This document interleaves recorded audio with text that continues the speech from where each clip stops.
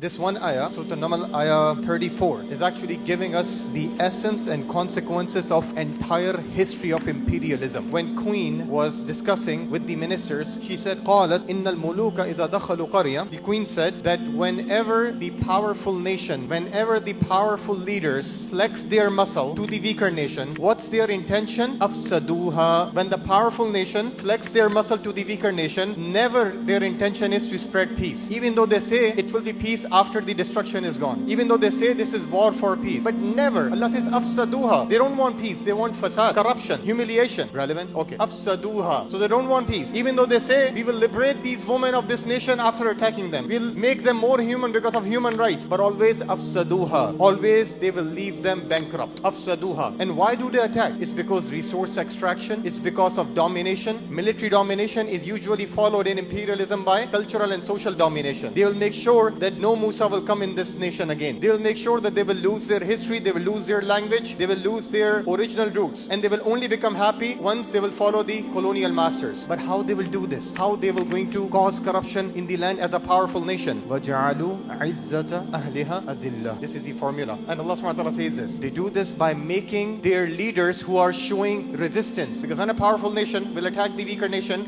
will show some resistance, right? These are the people of Izzah in that nation. Whether from political angle, religious angle, journalist angle, these powerful nations, they will make sure that they will going to humiliate the respectful people in that nation to set an example for the masses so that no one in the future generation will rise again. Interesting part is وَكَذَلِكَ يَفْعَلُونَ. And this is how they normally do and they will continue to do. This one ayah tells us entirely what's going on, subhanAllah. But our problem is, my brothers and sisters, either we don't understand when the Qari is reciting, or if we understand, we have made Quran only individual book which is talking to us alone without talking to the congregation and to the entire humanity. Don't see Quran from hyper individual lens. This is what the muluk of our times want. Quran came for a nation. May Allah subhanahu wa ta'ala give us all tawfiq and sadat, inshallah. Jazakumullah khair.